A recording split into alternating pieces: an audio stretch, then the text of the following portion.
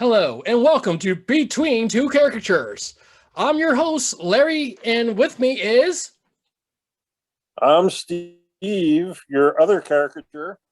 And do we have a delay in this, or are we just really bad at timing so far?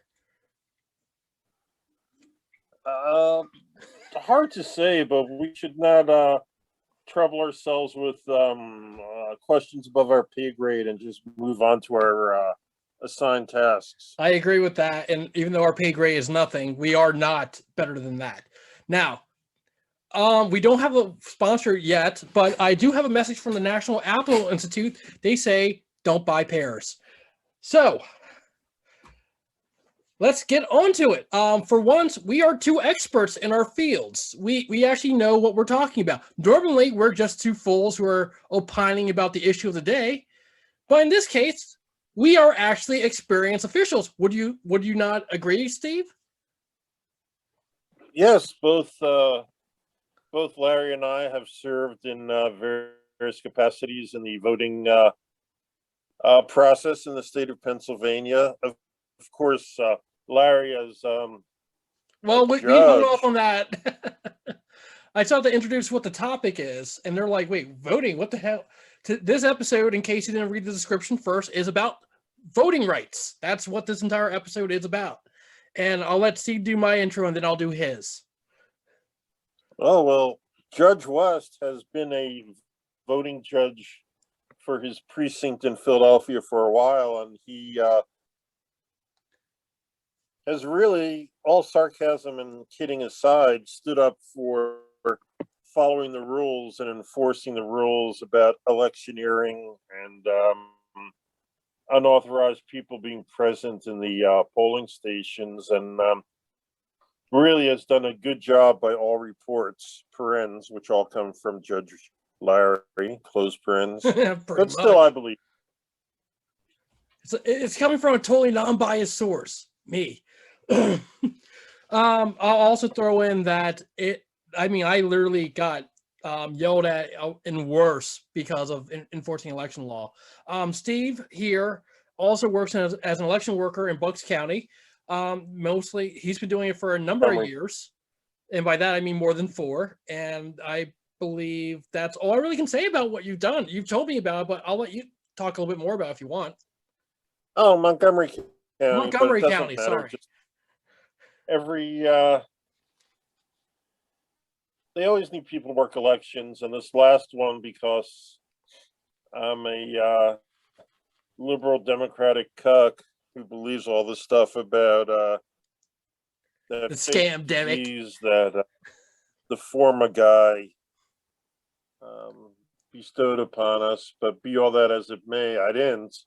But there's all kinds of things that need to happen at the polls to make it pretty smooth and run well. And I've done various jobs. You have to write people's names down in the book and check them in and teach people how to use the equipment if they don't know how to use the equipment. Or the last time I actually worked the actual poll, they had the new system where you have traceability and you vote for your people by taking the SAT. You have to fill out the blanks on the form and then put it in the machine. And the election worker, the poll worker, is not supposed to touch the ballot. You just kind of help the person. You show them what to do, and they put it in. So, Yeah.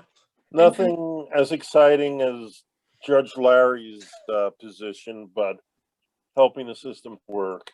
And of note, he's a volunteer and I'm an elected official. And it's not really important. I'm just mentioning it because a lot of counties and a lot of places around the country have a hard time finding people to work on election boards. And a lot of people volunteer for these jobs. Now, it's worth noting that depending on where you live, you may or may not be able to get elected to a role on your election board. So if you're really passionate about this or really interested in this, hey, it's 2 days a year, maybe a little bit more sometimes. Depending on where you live, you could even get paid for your training. So it's worth looking into if you want to do this job. And I will leave it there about that part. But I've been an election judge since this is my third year as an election judge. Before that, I was just minority inspector.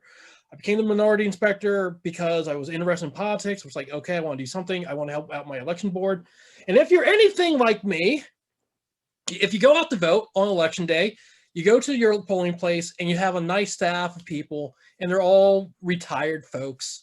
They're all in their over 60, and they're trying to do their best because, hey, it's a couple of days a year and it's nice steady income for them if they're getting paid for it. And, Gladys over there trying to look up your name, and Mark's over there trying to make sure everything's going well. Well, my polling place got a little slow, and I said, well, I would like to do something to help them out.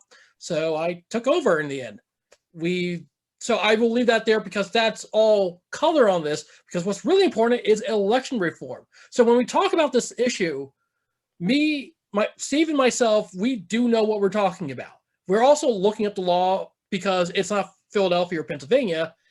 In this case, we're going to be talking about Georgia. Yes, we have Georgia on our mind, and if you heard that joke more times than you can count, I'm sorry for bringing it one more time for you. Unless, Steve, you got a good Georgia pun? No, I think I've dragged this out long enough. I agree. So, one thing I wanted to do for the show was I didn't want to just talk about every talking point you've already heard. Well, I'm sorry, did you say something, Steve? No, I just coughed a little bit. I'm sorry. I will consider that your opinion. So it's it's like every talking point you ever heard is this is Jim Crow 2.0, or the Democrats are blowing it out of proportion. So I said I am going to look at this as impartially as possible, and that is incredibly hard when you have an issue like this. And I did it, and thank goodness for PBS liberals, or so some would say. No, I read something. It was Georgia Public Radio. It's a really good article, and the article itself is called, I'm going to look it up. Well, what does Georgia's new? Oh, I'm sorry. It's from Georgia Public Broadcasting. My mistake. And the article is called "What Does Georgia's New Voting Law SB 202 Do?" Now, I wanted to mention that because I'm going to reference this article a lot because it was the best nonpartisan article I could find about this bill. And as you can tell from all these other episodes, I like to start with a neutral version of an issue. And again, that's really, really hard with something like this. I mean, out the gate. I mean, what was your first impression when you heard about this, Steve? Stunned silence? I thought it was unbelievable. And judging by what happened, it was just an attempt to suppress voters. Yeah. And to cut down possible Democratic voters so the Republicans can maintain control. Yeah. And when that's your starting point, it's very hard to go, well, there's no way there's anything redeemable in this at all. There's just no way. So what I do myself, this is just, I don't like it when a lot of people agree for a prolonged period of time, and that sounds a little weird. It's only because I run a political discussion group, and when you're around a bunch of liberals and we all agree about the same thing, it's great. But at the same time, it's like, well, why do we agree about this? So I get bored, and whenever I get bored, I listen to Fox News to figure out how stupid the other side is. And I told this story to Steve already. I gotta mention this, and then I'm actually gonna go into the actual story. I threw it on, and lo and behold, Karl Rove was on, of all people, and it's like, the Democrats are only talking about the bad things. There's some good things in this bill. I'm like, oh, come on. There's no way there's anything good in this. And now we're going to tell you about the bill without any opinions. I'm just raw facts. This is what the bill does. Again, this is according to Georgia Public Broadcasting's article about the bill, because neither me or Steve are going to sit down and read a 90-page bill. We don't do that. We have to rely on great news articles. So the first thing we're going to talk about, and you know what? How about this? Instead of going through the entire bill and then opine, we'll just do it section by section. That way, it's a little bit easier for everyone. And let's start with absentee voting. Without reading the article word for word, basically absentee voting has definitely changed. So instead of it being up to 6 months before an election that you could apply for a mail-in ballot, it's down to 11 weeks before an election, which is less than half the time that you had before. The final deadline to complete an application was moved up earlier too. So instead of finishing it the Friday before the election, it's now 2 weeks before the Friday before the election. So, you know, it's moved back another 2 weeks. It also, let's see, Republican sponsors of the bill and cut down. And the idea there is to cut down the number of ballots rejected for coming in late because of the tight turnaround. You know, if you got, you know, your election's Tuesday, but you're taking ballots up to Friday, and well, Steve, you want to come in with this one?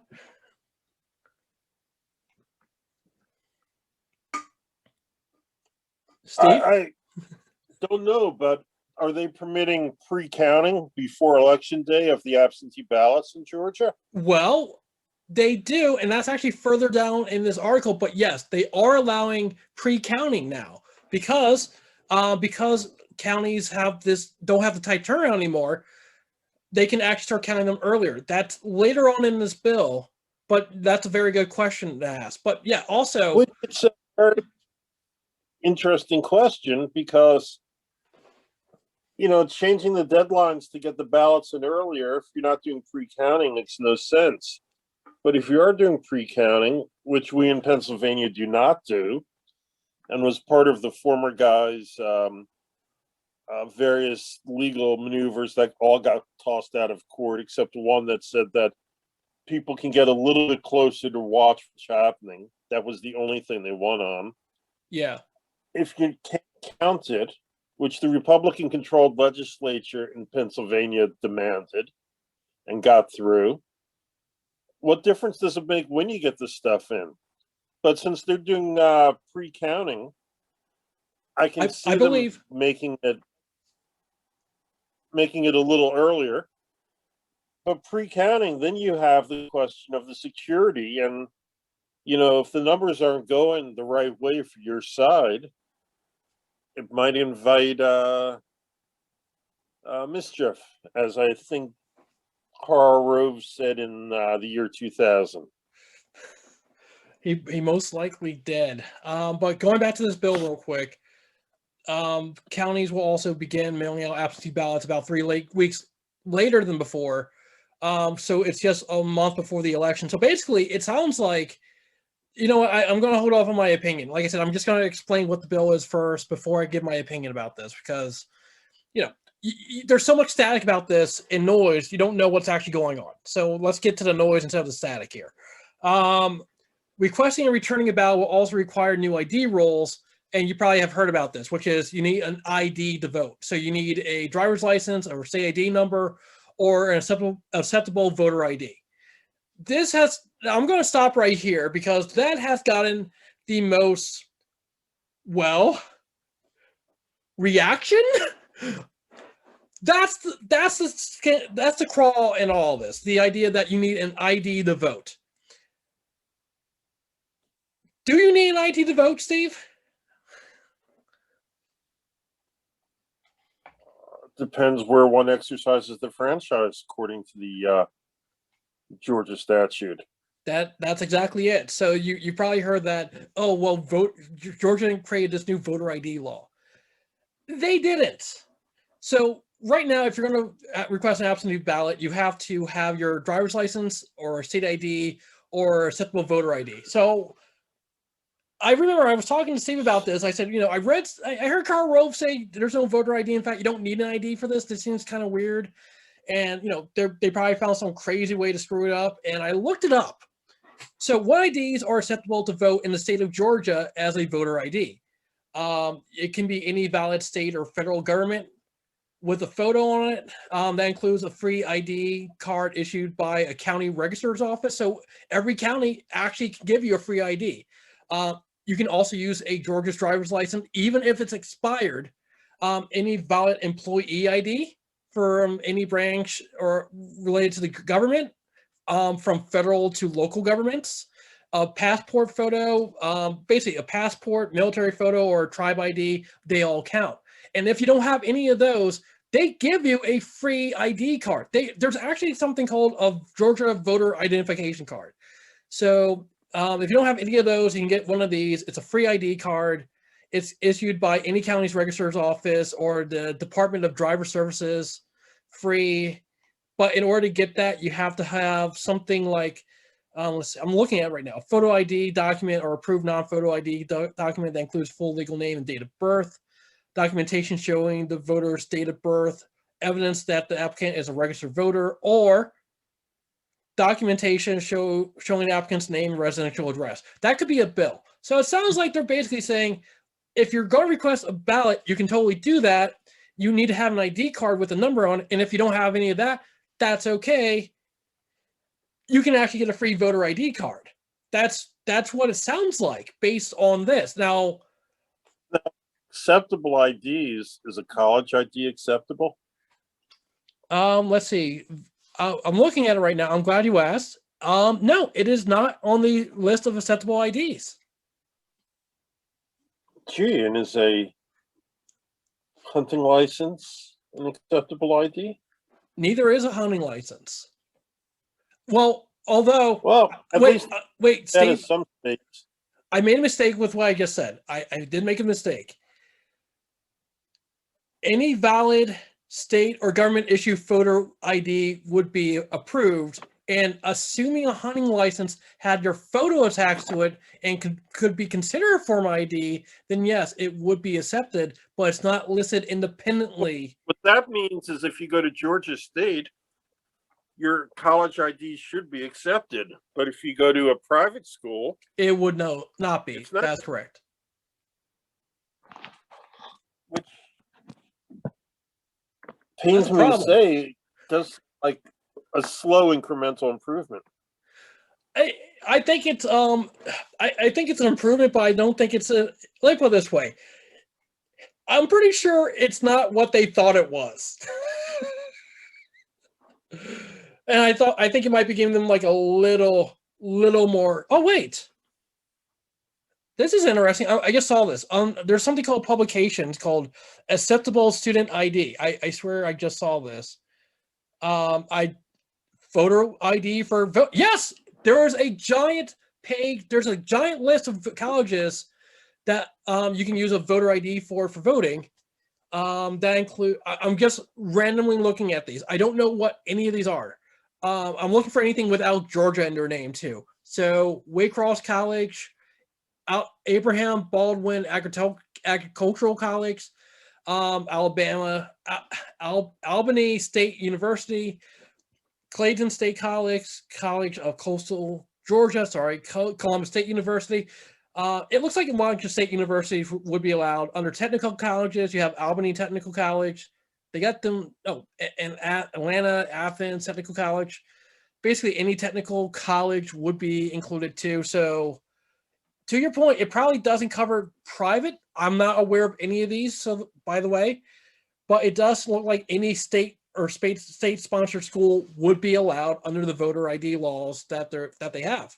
Yeah, those sounded pretty much like four-year institutions. I wonder about junior or two-year colleges, but we should move along on our discussion here. Because but I want to point that out. And I'm going to bring in one more thing. What about Pennsylvania's law related to requesting a ballot? So in Pennsylvania, if you're requesting a mail-in ballot, we were talking about this earlier because we really couldn't remember how either of us got ours. I know if you have so basically if you have an ID card, they do ask for ID when you request a ballot online for an absentee ballot. They're like, what's your driver's license number or your state ID number? I have a state ID and Steve's got his driver's. So, you just plug that in real quick and you're done. What if you don't have that and you want an absentee ballot? What do you do? In that case, I think the other thing is you have the ability to apply with a social security number. And in that case, you have to use a mail-in form, if I recall correctly. I have a friend who had to go through that process. Basically, they didn't have a form ID, and they had a social number, of course. But in order to do so, they have to mail in a form. At that point, it's it can be argued that it's basically a poll tax, because if you have to physically mail in your form and you have to pay for a stamp to do so, then that's well, technically a poll tax. So I guess it's not really a big discussion point. Unfortunately, we're going to hold off on that, but I want to bring it up as a compare and contrast to what Georgia's doing compared to another state.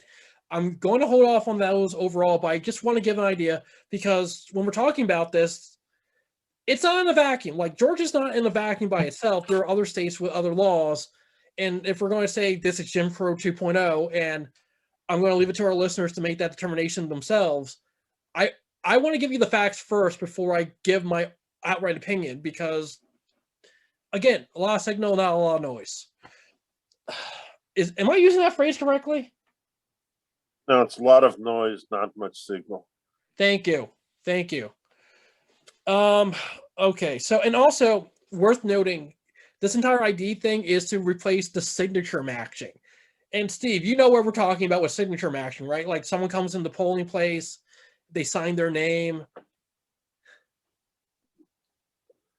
We honestly pay very little attention to that, as long as the writing is more or less the same style. That's when I did that. All I'd look for by style, people's signatures. I don't know the proper terminology, but if it looks like it could be close enough, I'm not going to look if they make a loop or dot their I here or dot their I there. Is close enough.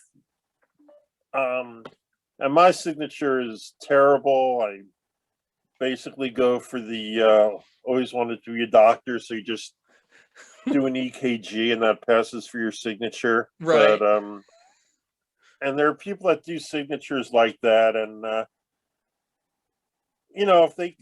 if somebody has a history of that kind of signature, then somebody comes up with a beautiful cursive penmanship, you could always tell people that went to Catholic school. They always take their time and have a beautiful signature. That would raise a question. Right. But And it's never been an issue ever. well, In like 20 years, I've been doing this on and off for 20 years. It's never been an issue. well, I actually have an issue with that once, real quick. Again, just a little bit of color, and we're going to get right back to this. Someone came in to my polling place and they signed their name. I saw them sign their name, and it did not match, like, at all what was in the book. We still let them vote, and I hate saying that. And I was kind of concerned, but I figured, who on earth would do this otherwise? I ran into the city commissioner, one of them, Al Smith in this case. I brought it up to him. I said, look, I can't remember the name off the top of my head. It was a few days ago, but, just keep an eye out. It does happen from time to time. It's very, very, very rare. And it's also like, why would anyone waste the time to do that? But, it does happen. But signature matching is, as Steve said, it's basically pointless. Like, everyone tries. Signatures change over time, period. Like, people change their signatures in subtle and unsubtle ways. Sometimes we're in a rush, sometimes we have more time. So signature matching is not a good way of doing it. So I'm okay with doing something like that. Like, it makes sense to use a number instead of signature matching. All right, back to this entire thing. So let's see, requesting a ballot. So you need, all right. So the law also allows for applications to be returned online. So you don't have to physically mail in your ballot. You can just do it online. That's pretty cool. And it says here, let's see. Well, it's what we both know about computers, you more than I. Right. Computers being a catch-all term for IT, which I should have said. I've got a lot of concerns about electronic voting, and just as an aside, and we could move on. Oh, yeah, I've got concerns too, but in terms of your application for an absentee ballot, you can just return that thing online, which is That I've Good. got no concerns, and we can look at the example done in the state of Pennsylvania. I think the state does a great job with the voting process. Here, here. So at that point, poll workers are just going to check your info, make sure everything's good. You sign an oath swearing that everything's right. Who doesn't have to do that for any government form? But it's a change because before you have to check the signature. So along with that, here's another one. This is a big one. State and local governments are no longer allowed to send unsolicited applications, and third-party groups that send applications, there's no rules for them to follow. They just can't toss them out. And if a third-party group is like, hey, here's your application, it has to clearly say this is not an official government publication and this is not a ballot. And it has to state the group that has it. And third-party groups are only allowed to send an application to voters who haven't already requested one. And if they do, well, they'll be penalized for it. I'm going to relay something to this because it's actually, I'm really happy they're doing this. I'm going to explain why. On election day for the general election, I have this problem. And mind you, real quick, I'll explain. The judge of elections, which is what I do, we're in charge of everything for the day. We make sure everything works properly, that everyone's doing what they're supposed to. And if there's an issue, I'm the guy who has to deal with it. And if it's above my pay grade and it happens, I call downtown and go, hey, I need some help or some advice. Or in one case, I actually have to call the cops. But that's a story for another day. But I had people come up to me and go, I think I already voted. Okay, I just need your ballot. And they never actually had a ballot. They had an application for an absentee ballot. And it was really confusing for them and for me because they were like, people would come up to me and go, I didn't request a ballot. They just gave me one, but I want to vote in person. And I tell them, well, that's your right. And we can absolutely vote, get you here. Do you have the actual ballot or is it just an application? And there was a lot of confusion about that because people just got applications and didn't know what to do. And they were just given them. So the fact that Georgia now says you can't do that, you have to have, you can't just send them out. You have to have people request them. And for third parties, they just can't send them out. And they have to make it clear, this is not an official ballot. I think that's actually a good thing. What do you think, Steve? To the extent that you just described, that they can't just be sent out, I don't think they should be sent out unsolicited unless the county does it. If the county does it, and if it says this is not a ballot, to vote you have to fill this out and a ballot will be mailed to you by, October 15th, 2021, 22, whatever year you're in. That'd be fine. Yeah. But and another part of the problem you have there is it's a new process. Yeah. This whole vote by mail, and people will get used to it and get savvy in a cycle or two. Yeah. Well, hopefully. And the other thing I'll add to is it's not mentioned in here. They still keep no excuse absentee voting. So if you want to vote by mail, you can just do it. That wasn't changed in this law either. I'm looking at all this too. Basically, they're changing the paper too to make it have like special security paper. It will now have the precinct name will be included along with the precinct ID printed all at the top. You fill in your choices by filling in circles. You place the envelope with your name, signature, and all that ID stuff in it. Or if you don't have a driver's license or ID card, you can just put in the last four numbers of your social security number along with your date of birth. You put in all your info. No one will be able to see it once it's sealed, and you drop it off. That's basically what they did with the absentee ballots. Now they put in you're using different paper. You need your social security number, and that seems be about it. I'm looking at the military stuff. I'll just mention it real quick. There's additional sets of absentee ballots being mailed to military and overseas members, overseas voters, with ranked choice instant runoff ballots. Okay. This is interesting. So Georgia's runoffs will now be 4 weeks instead of 9 weeks, and the law requires voters be sent out. Oh, okay. So what they're doing is the federal law requires ballots are sent out to military and overseas voters at least 40 days before the election. So because of that, they're going, okay, we're the runoff are only like 4 weeks now instead of 9 weeks. When you send out a absentee ballot, you're going to people who are overseas or in the military. It's going to include a runoff just in case.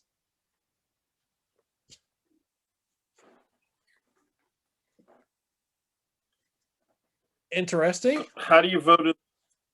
I mean, you don't know if your candidate made it. Well, so here it is. So now those voters will be given these ranked choice.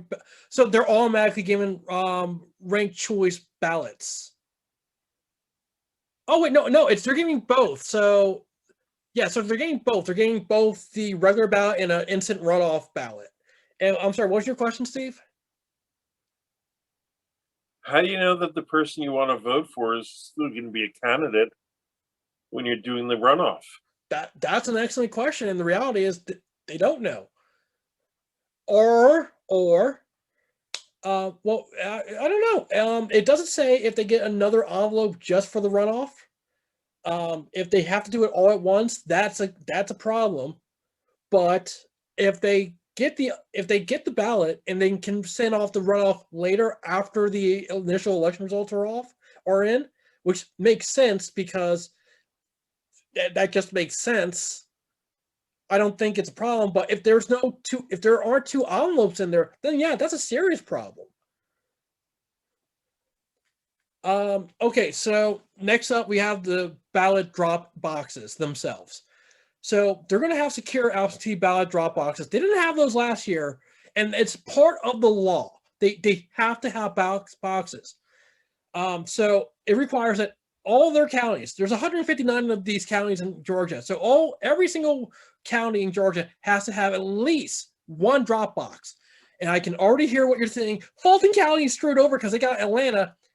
It caps the number of boxes at 1 per 100,000 active voters, or 1 for every early voting site, whatever is smaller, and they have to be inside instead of outside on government property. And those boxes are only accessible during early voting days and hours instead of 24/7.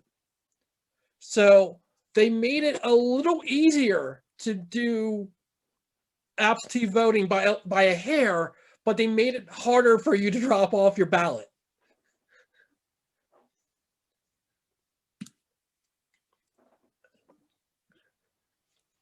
Am I right so far, Steve? I was waiting for you to chime in there. Well, you're the one that's got the law up in front of them. Well, what's your thought? Like, I just gave you all that info. Like, do they make voting more secure? Is it harder to get your ballot? I mean, what are you thinking? I think they're changing the system for no real reason. I don't really see any of this helping anybody. Well, every county has to have a drop-off box now. That wasn't the case before. So that's something. I mean, are you going to say that's a bad thing? Not a bad thing.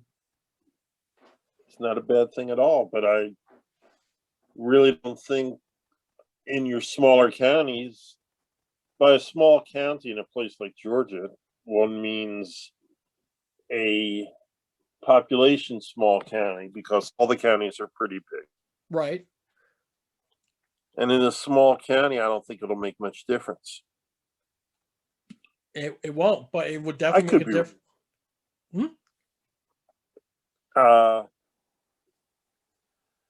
Hopefully, by the end of the president's first term, he will have straightened out the postal service and make the trains run on time too. Oh, but also, it caps the number of boxes at 1 per 100,000 active voters. The first time I heard this, I heard it was 100,000 people, not active voters, and that does change things. Like, or actually, yeah, that was What is an active voter that they voted in within the last 4 years or something? It differs from state to state, but for the purpose of this conversation, because I don't feel like looking this up again, let's just go with like 4 years. You have to vote in the last 4 years. I think that's not going to really affect Atlanta that much because they had record turnout, and I don't think that's going to be a problem for a little bit. But when you don't have record turnout elections where a lot of people are going to vote, it can start creating a problem. And additionally, you can't just do it 24/7 now. You can't just go down to City Hall and just go, okay, here's my ballot in a day. No, it's only during early voting days and hours instead of 24/7. And we haven't even gotten to the early voting stuff yet. And that's limited. So that's a big impairment right there. And it doesn't mean a county has to have a box per 100,000 active voters. It's only if they want to. So Fulton County better want people to vote as much as possible, or there's going to be a problem. And this can also be used for suppression in other areas where a county can go, we've got 500,000 residents and we think we'll just put it here. But in that county, they have a largely black populace that tends to vote Democrat. And they can put that ballot box at a government office really hard to get to. There's no law saying that they can't. It doesn't look like that's part of the law, so that's worth mentioning. It says we have to have a ballot box. Doesn't say where. Additionally, though, do you have something, Steve? No, I said that's true.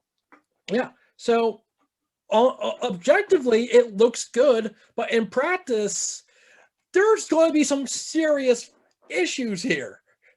So the last thing that, and this is just the absentee stuff. There's more. There's a bit more, but we're trying to go through this, folks. The state election board also has drop boxes using emergency roll process. So basically, the board must provide more notice of proposed emergency roll. So basically, I'll use Philadelphia as an example because it's not Georgia. It's what I know, and I think I know what they're talking about. In Philadelphia, because of the pandemic, we had to move all our polling places. They changed the date of the primary last year, and then they changed a bunch of polling places because people like me were so freaked out about working on the election because there's a pandemic going on that's killing people. We couldn't show up to work. So they had to consolidate a bunch of polling places for the primary, and then they have to move a lot of them to new places for the general. Depending on where you live, in Philadelphia, there was basically no notice in either case. It was a giant pain in the butt. So I'm guessing the same thing happened in Georgia. There was a lot of confusion, and they're saying, well, you have to give more notice before you do anything. Objectively, I like that. If you're going to make a change to how people vote, it can't just be, oh, we're just doing this. Good luck tomorrow. There needs to be more time. So that seems like a decent change. And I guess Steve agrees. Sorry. Steve, man, you got this. Feel free to interrupt me, by the way, because I will prattle on otherwise. Okay, early voting. We're talking about early voting. Early voting has changed. So there was no law saying that you could do early voting on Saturday and Sunday, but a bunch of counties were like, hey, let's just do it anyway. Now it's the law. There's mandatory bless you. Thanks. There's now mandatory. That wasn't a political comment. I'm just a little bit under the weather. Oh. You got the COVID? Yeah. Oh, no. I can't taste it. Well, now there's mandatory voting on Saturday, and it formally codifies Sunday voting hours as optional. So that's worth noting. So you could always do Sunday voting. A lot of counties just did it, but now it's like, no, you can totally do it. So you have to allow early voting on Saturday, and you can do it on Sunday if you want. So counties have to have early voting open as long as 7 a.m. to 7 p.m. or 9 a.m. to 5 p.m. at a minimum. And that is for early voting itself. I believe, according to this article, it doesn't clarify if that's only for the weekends or if it's just early voting in general, but I want to at least let our listeners know about this. Larger metropolitan counties, they're not really going to see a change, but, there you go. And for a bunch of places, they're going to have an extra day. And early voting on weekdays will be longer because it's 7 to 7. Mandatory. There you go. So if you're working retail or you're working an office job, you can still go to your polling place before or after work, it seems. Does that sound about right to you, Steve? It seems really tight time-wise. I don't think anybody is going to get to vote before they go to work. Well, at 7, if you... What? Oh, go ahead. I'm sorry. I interrupted you. At 7, if you get off work when you're 5, it just requires a great deal of effort to do. It can. Polling places in Pennsylvania, for point of reference, are from 7 to 8. So, just point of reference. And we have my polling place, we get a lot of people who right before work, they're there between 7 and 9, or to try and vote before they get to work. Other people come in between 5 and 7 or 5 and 8. That's a point of reference, and that will probably change because of work from home and a bunch of other things. Again, just a little bit of color to all of this. And mind you, this is only for early voting. So if you got your absentee ballot and you just need to drop it off, you can just drop it off real quick and go to work, and you're on your way.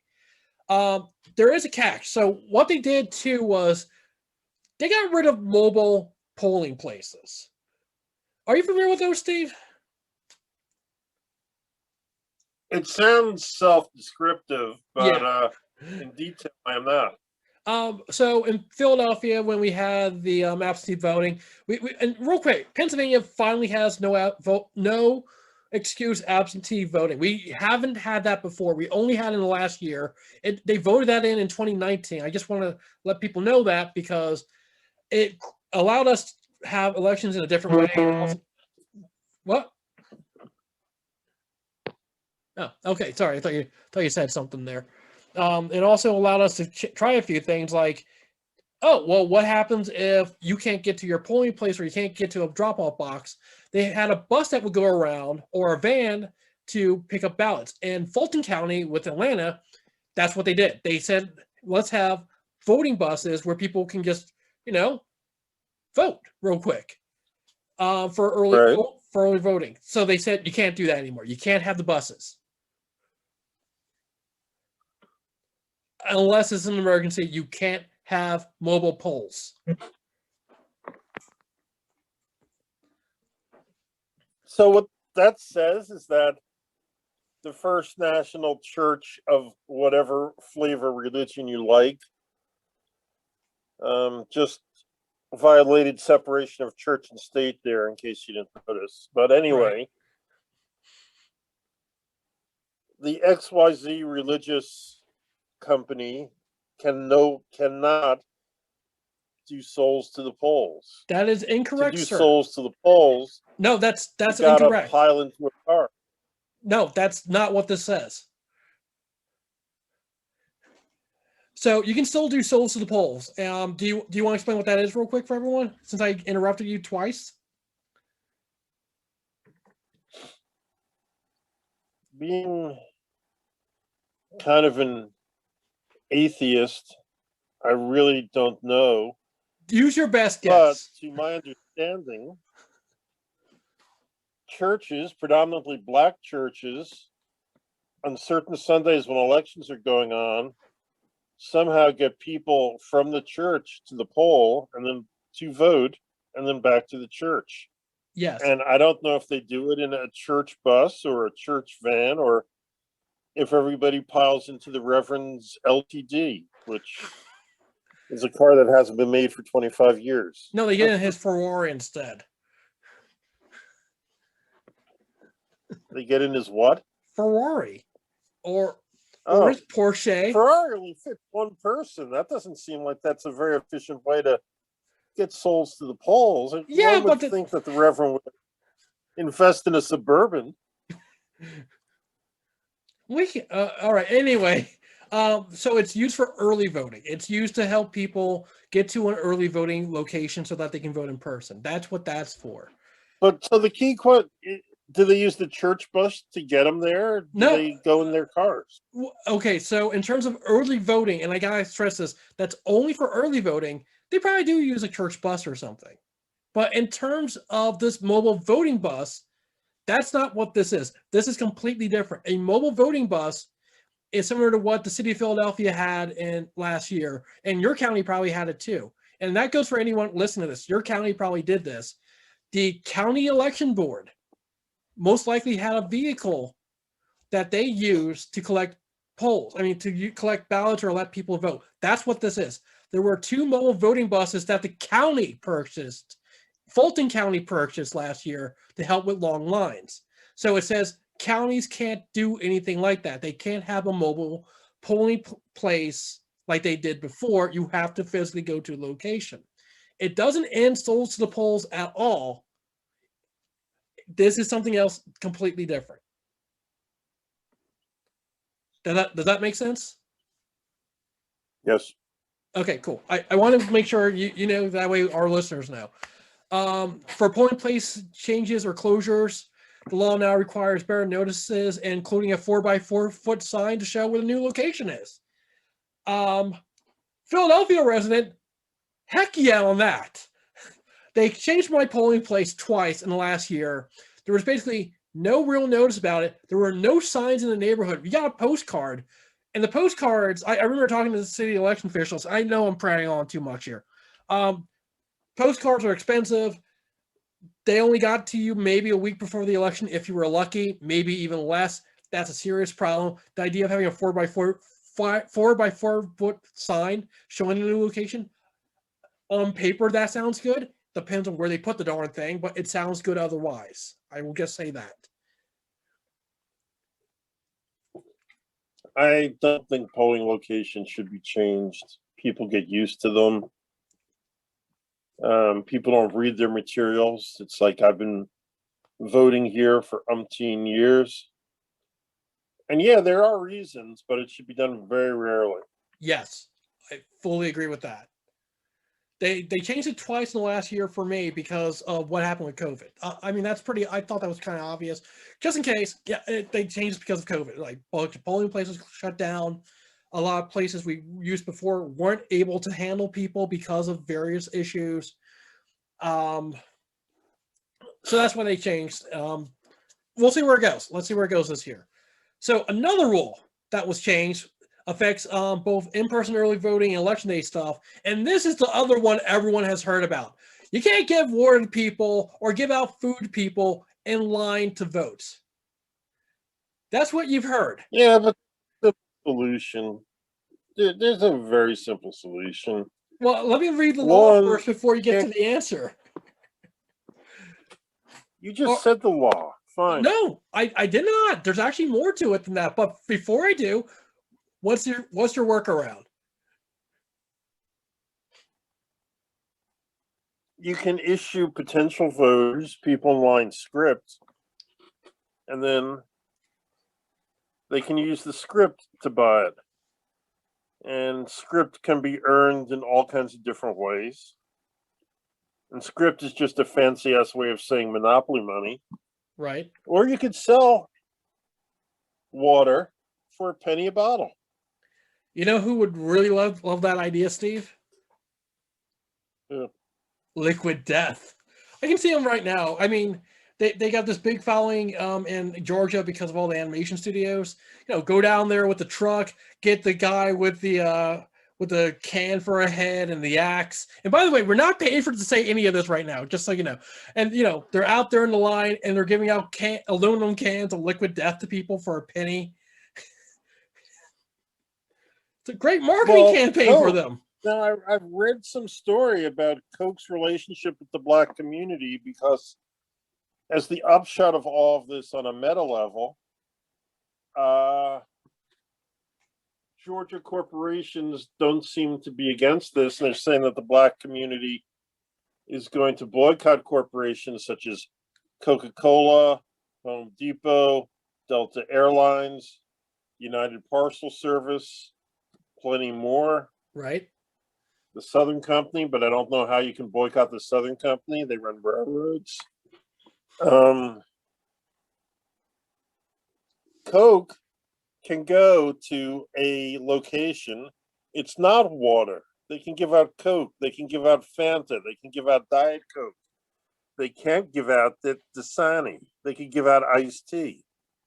They could give any of that stuff out because they're giving it away, but it's not water. Well, there may be a rule about my penny idea about selling, that you're not allowed to sell something without a permit. yeah. There may not be. Who knows? Well, but the script gets rid of that question. Well, you can just create a judge. Wait, this is a good one. You can just create a club, and your club is the District 27 Voters Club. And all you have to do to get in the District 27 Voters Club is ask. We're not even going to ask for ID. You just have to ask. And this is a benefit of club membership. There you go. So there are workarounds. We are not giving anything to anybody.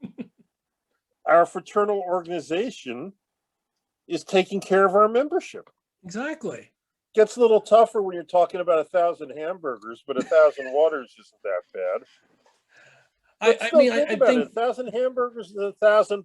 If you get 1,000 McDonald's singles, if you're in line and you're hungry, a McDonald's single is a hell of a lot better than nothing. Ouch. Why is that an ouch? What's the alternative? Well, you can make your own hamburgers, Steve.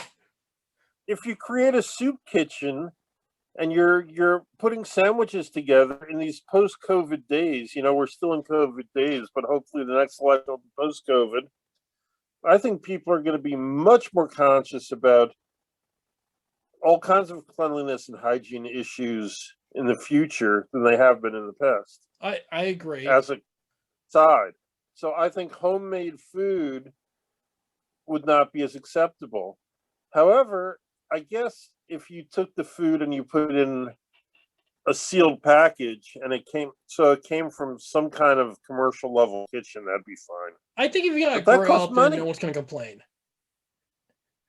Well, it's open fire though, so that would be an issue. But I'm gonna actually read this real quick because it's kind of important. We were talking about the water thing. Everyone's heard about the water thing. Like, you can't hand out water to people online, and that seems a little messed up. I'm going to read this article word for word for this paragraph. And I'm going to do that because I think it's incredibly important for not just myself, not just for Steve, but for everyone to know what this says word for word. And again, this is an article about the bill. This is not the bill itself. It's an article about the bill. Another new law that affects both in-person early voting and election day voting would prohibit anyone except poll workers from handing out water to voters in line and outlaw passing out food and water to voters within 150 feet of the building that serves as a poll, inside a polling place, or within 25 feet of any voter standing in line. Depending on the location, it is still possible for third-party groups to have food and water available, and it is possible for the line to extend beyond 150 feet. That is the actual article right there. So, no. A third-party group wants to have water and food available. They can totally do it. It doesn't ban that. If a poll worker wants to hand out water, they can totally do that. They're absolutely allowed to do that. I have a little bit of an understanding about Georgia election law, a little bit of it, because it was trending on Twitter, so I saw this. 150 feet is electioneering. So basically, they're saying if you come within 150 feet of a polling place, you can't do any electioneering. That's the law in Georgia. What was happening, according to what I've heard, and I can only stress that this is me hearing it from someone else. This is third-party stuff going on. Some people doing it were advocating for certain politicians while the person was in line to vote within 150 feet. that's electioneering, and that's a problem. It's like, hey, here's a can of water or a bottle of water. How's it going? Who are you voting for? Oh, yeah. You might want to vote for this person instead. It seems like it's trying to make sure that doesn't happen.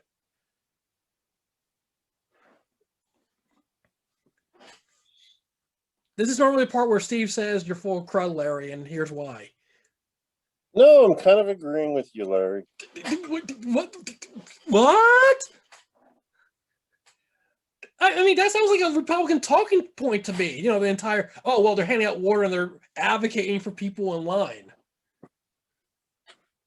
Don't we have rules like that in Pennsylvania? We do. In Commonwealth of Pennsylvania, you cannot talk to, you're allowed to talk to people and oh God, you know what? I feel weird. Up to a point, you cannot do any electioneering. You cannot have any signs. Right. You cannot have any signs for a candidate within between 6 and 10 feet of a polling place. I don't have it on hand, so I can give you the exact rule, but I'm going to say at least 6 feet of a polling place, if not 10. In terms of talking to voters in line, you are not allowed to talk to anyone once you're in line to vote about an election, and you definitely can't do that in a polling place. I rarely have my lines go outside the building, so I can't say much in terms of that because I can't monitor that. They're outside my building. I can't do anything. But I know the very second you're in that polling place, you can't do anything like that. I will yell at you for half an hour if I can, if you pull that in my place. So yeah, there are laws about this already in Pennsylvania. Sorry. But isn't Pennsylvania historically a Republican-controlled state on the state level? Yeah. Proving your point, Mr. Buff. There you go. So yeah, so 150 feet in Georgia, and you can still have food and water available. Period. But it depends on the location. So we opined a lot about this, but I really knew it was important to talk about this without that because you can have water available to people. You can still have it there even within that 150 feet to a point, or at least outside that area. And I'm pretty sure people are going to go, hey, you mind if I get some water? Can you save my spot? I'm pretty sure no one's going to get mad about that. And you know what? Here's the bigger issue. In Philadelphia, we don't have that problem. Until recently. So I did early voting for the primary, and I remember it was I can't remember right now. It was either for the primary or general. It kind of doesn't matter. What does matter is I was in line for an hour to drop off my ballot. And I had never waited that long in my life to vote. And it was crazy. Like, this is just for dropping off a ballot. But the problem was you could also request a mail-in ballot while you're there, and they didn't have a separate line for people who were just dropping off a ballot. You had to get in the same line. And I thought, this is insane. I'm just dropping off my ballot, and I'm in line for an hour. That's crazy. The last time I was in a line that long ever in my life to vote was in 2008 when Obama was running for president, and the line was an hour. There were a lot of people. It was crazy. And yeah, that's when I realized, wow, this election board needs us. But more importantly, color aside, I only had to wait an hour. What's the longest you ever waited to vote, Steve?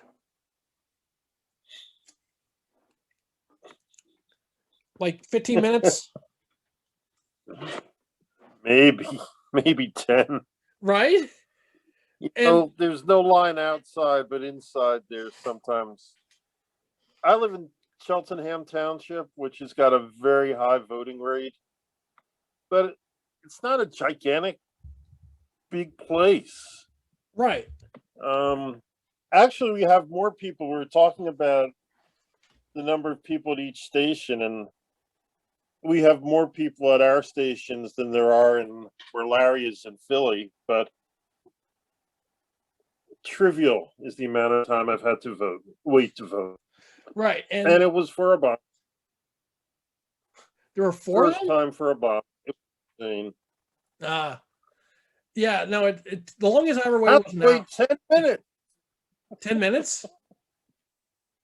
10 minutes. Oh my God. How did you survive? Did people give you food and water while you were waiting for those 10 minutes? No. Oh No my food. God. No. Those darn Republicans. They're out to get you, Steve. Really? But our joking aside, this is actually the problem with all of this. So we're obviously joking about this. Like the longest I ever waited was an hour twice in my life. But normally I'm in and out like maybe 5-10 minutes, if that. And the reason we're able to go, well, and the longest Steve ever waited was 10 minutes. I mean, Steve's, I hope you don't mind if I bring this up, Steve, but you're white. Or you're at least white passing. And you live in a mostly white county, but you also live in the suburbs, so you don't really have to worry about it that much. And I'm thinking back to other places I lived. I think I waited longer, still not very long, but longer to vote in Maryland when I lived in Maryland. But it didn't seem to be an unreasonable time. And in New Jersey, I don't think I ever really waited to vote. I lived in Colorado, but I don't know if I ever actually voted there when I lived there. So if I did vote there, it was unmemorable. Well, I gotta say, you got more experience than I do then. Well, I've only voted in Philadelphia. What? I've only voted in Philadelphia my entire life. So. Well, you've only been to Philadelphia. You should go to Colorado or Nevada or somewhere. Colorado. That's a funny sounding name. For the one South Park fan who's going to listen. It's a good place as long as you're between Fort Collins and a little bit south of Denver. Don't get too close to the Springs. So go to South Park. That's what you're telling me. Yeah, I think South Park is a mythical mountain town. It's actually a real place. We'll talk about Colorado another time. Well, there actually is a South Park, Colorado, but that is for another day, unfortunately. There is really a South Park, Colorado? Yes, but again, we're going to put a pin in that. Because we can't do tangents like we used to anymore, man. All right, so we both, and I'm the black guy who lives in a major city. I've only had to wait maybe 10 minutes to vote. And what? Oh, you're coughing. Got it. So we both come from different places, but we both have a very similar voting experience. And that's both because of the states we live in, the people in power who control our elections, and a lot of other environmental factors. So Georgia's different. And we're pointing this, we have to point this out. Obviously, but it's also, for us, it's a negligible thing. Like voting is really easy for us to do. We can just, we vote. That's what it is. But in Georgia, you have people who are waiting hours in line, like hours and hours. There were stories about people waiting like 8 hours in line. 8 hours. Sorry? 8 hours. Yeah. And you think it would be like in some podunk county you never heard of. Fulton County with Atlanta.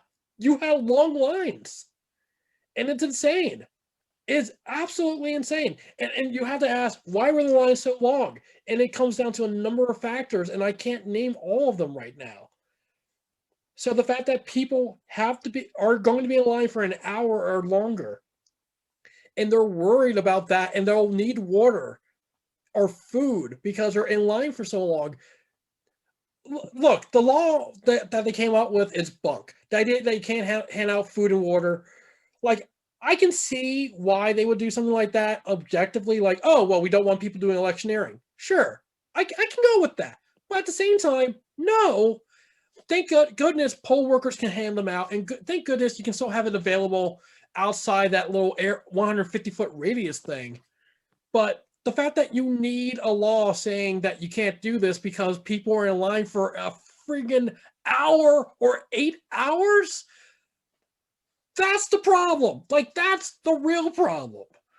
I mean, you shouldn't have the law to a point, but you know, like, that's just insane. During early voting, counties must, here we go. So during early voting, counties must publicly report daily how many people voted in person, how many absentee ballots have been issued, returned, accepted, and rejected, And the early voting sites have to have their times posted publicly before ahead of time. Thoughts? I think we did that in Pennsylvania. Didn't the state Secretary of State have that on the website? Yeah, they have on the website. I don't think they had the numbers of people voting daily in any way, shape, or form, but I'm not sure. So I don't want to say definitively either way. As for runoffs, that Georgia actually has runoff elections. It's tighter. Basically, the law says early voting should start as soon as possible after the primary or general election. It requires in-person voting, early voting, only for weekdays. So the weekend stuff isn't really there for runoffs. It's not. You can still do it. It just only requires it for the weekdays. And it depends on how quickly they can just get the first election over and done with. So that's worth noting. And that brings us to vote counting, which is something Steve brought up earlier. Like, when do they start counting the ballots? So I'm just going to go through this. So Pennsylvania has a law. I'm bringing up Pennsylvania for compare and contrast. In Pennsylvania, you can't count the votes at all, even for the absentees. Even for absentee votes until the day of the election when polls open, which was insane. We had record turnout in Pennsylvania, especially for absentee ballots. It took forever. That's why Pennsylvania got called so late, because they wouldn't let us count them sooner. So what is Georgia doing? Local officials are pretty happy about this. You can it allows them to begin processing, but not tabulating absentee ballots 2 weeks before the election. So they can't count. They can't count them. So what does processing mean? That means you open up the envelope and you validate everything, and yep. Then you prepare. Well, you're using a special paper, so I'd assume that it's a fairly easy matter to run it through the counting device once you do all that. To a point. Did you see how Pennsylvania? I'm using Pennsylvania again because it's again worth noting. Did you see how Pennsylvania was doing absentee ballots, like counting them? No. Okay, so here's how it works, and I'm half remembering this from 6 months ago on CNN or MSNBC. They actually went to a vote processing center. They get the envelope. Someone has to verify everything's right. Then they open up the envelope. It goes to a machine to do so. Opens the envelope there, looks at everything, counts the ballot, and then it goes on to the next one. It takes about 30 seconds to a minute per ballot. And when you're dealing with, say, 1 million ballots the day of the election, that takes a while. In Pennsylvania, it took weeks to get through everything. And then you have to double check everything. So, and that's just the processing part of it too, not counting them. Just processing them. So that's going to be a help. If you can start doing it 2 weeks before the election, and the other thing about this too is there's a new requirement that counties count all the ballots nonstop as soon as the polls close, and they have to be done by 5 o'clock the next day, or they'll be investigated.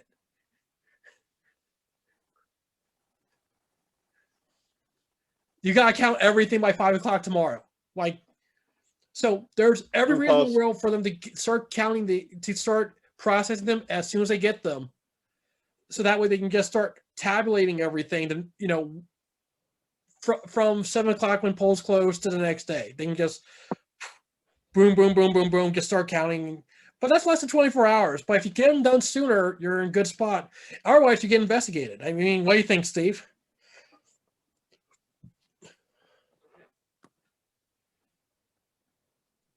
He agrees. I'm just getting speechless. I'm sorry, I'm getting a little speechless here. Yeah, we're going on a bit. This is complicated stuff. This isn't what do you think of the weather that's raining right now? It's intense stuff. All right, I thought It's so Always Sunny. that shows a lie. It's always sunny until it's not. It's always gritty, at least. It is gritty. Local officials are required to post and report the total number of ballots cast on election day, including early voting, by 10 o'clock on election night. So just the number of ballots, not like who voted for what, just how many people cast a vote today by 10 o'clock. So it gives you an idea like, okay, we have 10 million people voted today. We don't have the results. We just know 10 million people voted today. I'm good with that. I mean, that's part of the new law. It gives also says officials required. Okay, provisional ballots out of precinct provisionals will not. Ooh, this is interesting. Out of precinct provisionals will not count anymore unless cast after 5 o'clock, and a voter signs a statement saying that they cannot make it to their home precinct in time. I'm guessing you don't know what that is, Steve, do you? No. All right. Pennsylvania. Again, point of reference for me, because I work as an election judge, I will explain what a provisional ballot is. Provisional ballots are basically this. Go to your polling place and you're like, hey, I'm so-and-so. And they look at your name up in the book and we can't find you in the book. You are given a provisional ballot. It's a paper ballot that you fill out by yourself without anyone helping you. Well, I can't help you, but anyone on my election board can help you, but we can't tell you who to vote for. And you fill that out, you give it back to me, I seal it up. It's already sealed up by you. I've never seen it. It goes into my envelope and I take it downtown. We're done. And it's also used if we can't find the book or you just can't make it to your polling place. Like, hey, I live in South Philly, but I'm up here right now. There's no way I'll make it downtown in time. Can I vote here? Well, absolutely you can. I had no idea you could do that. That's great. Yeah, it's a little known thing. We don't recommend it. Like, whenever possible, go to your polling place. Make sure, go to your polling place. But if that actually happened to me once. I'll just quick aside. I had a guy with a delivery service come to my polling place, or he was either with a delivery service or he was an election worker. He was stumping for a candidate. There we go. Stumping for a candidate, and he happened to be in my area. It's like, look, I can't make it to my polling place in time. Is it okay I vote here? I'm like, of course. It was before polls were closing. But you so can't do that out. here, because when I would work, yeah, I've worked at various other places in the county, and I had to go back to my home district to vote. It's ideal, but it's not. Depending on where you live, it's not required. In Philadelphia County, we're not allowed to turn away anyone. If someone comes to my polling place and they say, I want to vote, unless they're under 18, they are allowed to vote. That is the law. But they have to be a provisional ballot if they're not on the books. So after 5 o'clock, you can't do that in Georgia anymore. You have to go, or you have to sign a statement saying there's no way I can make it to my home precinct. Worth noting. It also says that counties must finish tabulating their votes by 5 o'clock the day after the election. And their election certification deadline has been moved up from 6 days after polls close. Well, it's now 6 days after the polls close instead of 10.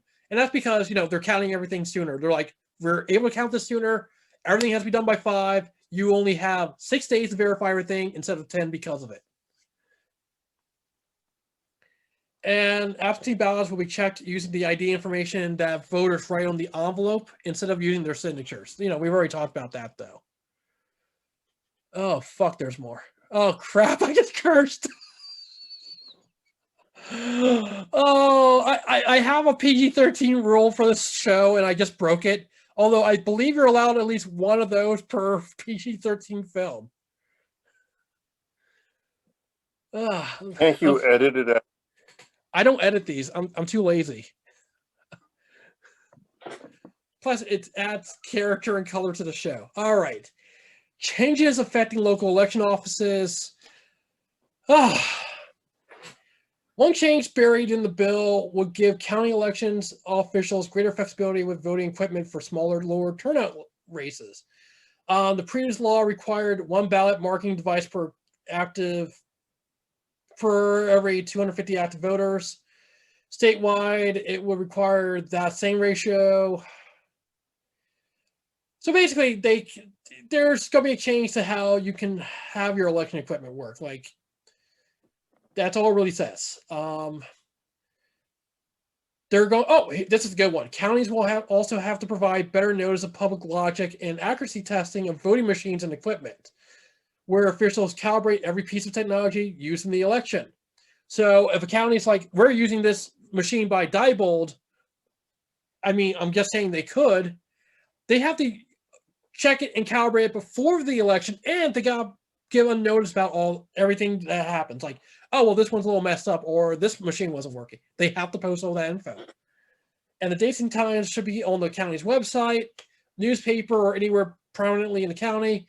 And the Secretaries of State's office is going to get like a master list of all this to make it public. What do you think, Steve? Good? Good stuff? Larry, I'm sorry you've lost me on this here. I really don't think that my interest is going line by line through the election rules of a state that I plan to probably never be in for more than a few hours in the rest of my life. I know the feeling, and well, that's a very good point. I think some of our listeners are probably like at the point where it's like, oh my God, they're getting to election officials. Why? Okay.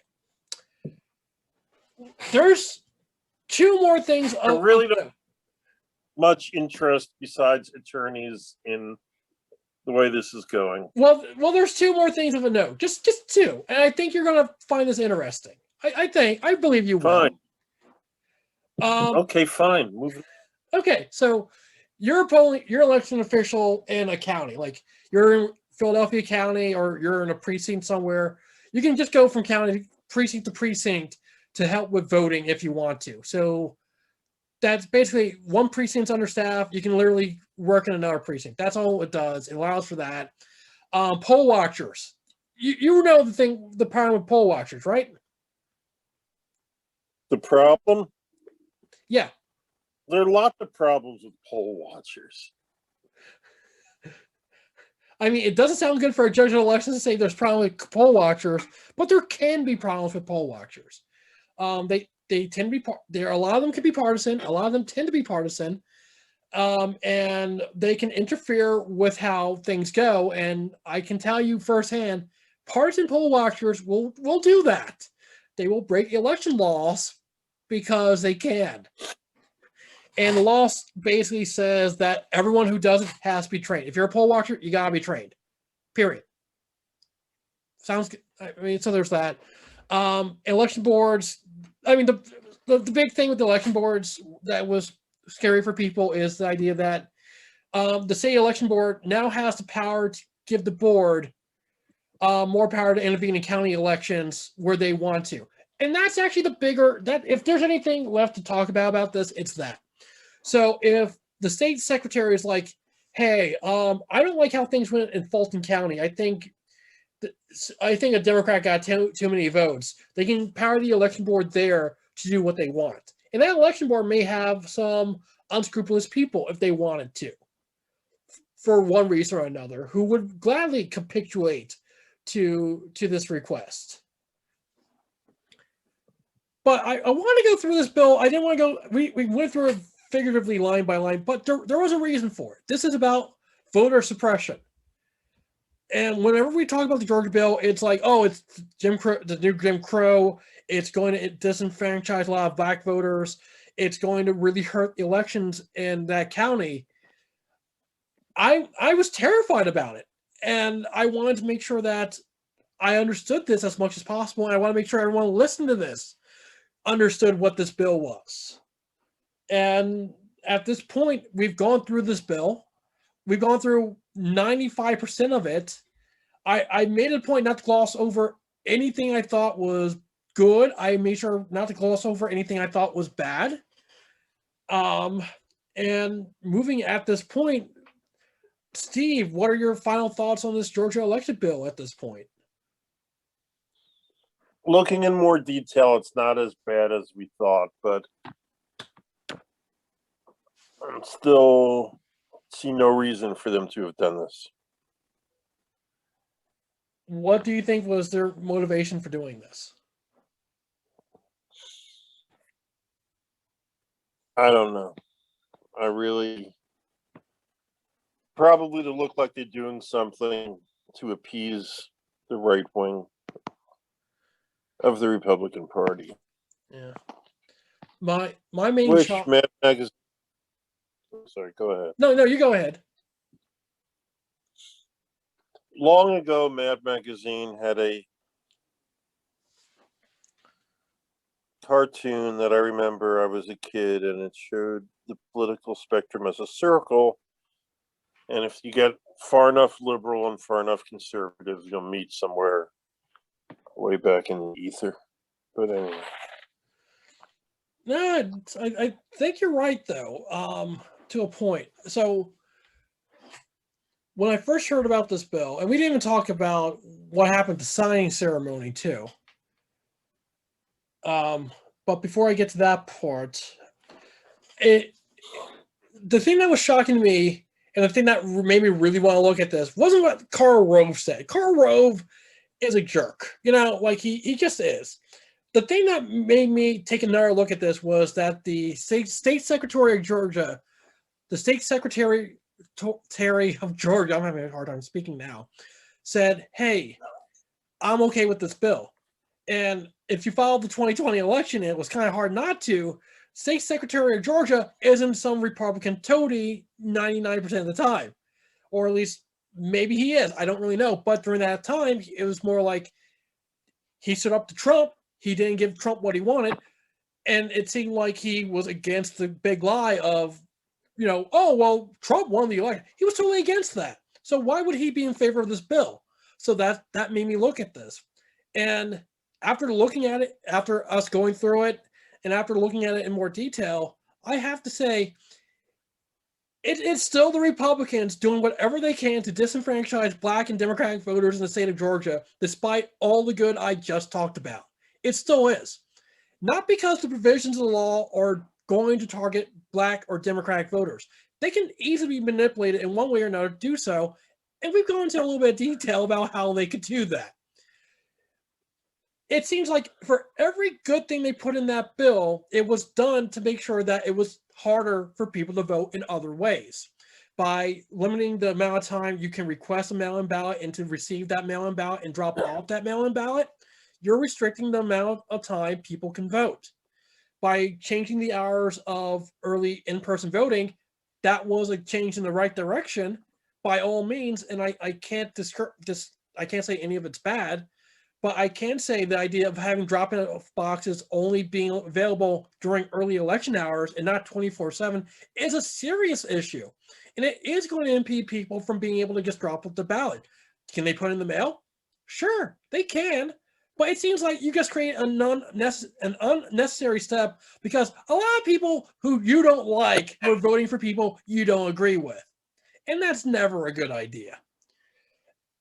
The idea of limiting people being able to get out food and water in line, while we've all talked about that in great detail, the optics are just terrible. And more importantly, people should not have to be in line for so long that they get tired and hungry and thirsty.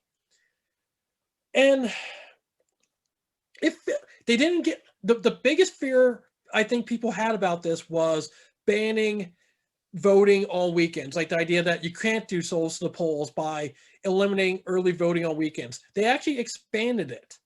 But it seems like in their pursuit to limit voting a little bit more in Georgia, they created a giant scare tactic to freak out everyone, and that they essentially wound up shooting themselves in the foot. But more importantly, for every little bit of maliciousness in there, they put a spoonful of sugar to try to make the medicine go down a bit more. It's obvious what the intent of this bill really was. It was to disenfranchise and limit the number of African American and Democratic voters. Even for all the good, that's still the intent. And if nothing else, the optics of this, of the bill signing ceremony, are tragic. A black Democrat woman knocked on the door of the governor when he was signing the bill. When she did so, she was promptly restrained from doing so and then arrested on the way to the car. And at first I thought, oh, well, they're just detaining her. You know, I've been to a lot of protests. Do you just detain someone for that because they're doing something they're not really allowed to? You never charge them because there's nothing really to charge. And then I found she was actually charged, and the charge was assaulting a police officer by stomping on the arresting officer's foot. And no, that's a trumped up charge. That may have happened. I won't even discount that it happened. I'm pretty sure it's still a trumped up charge, and she most likely had no intention of doing that. It probably just happened. And isn't that exactly what this bill is?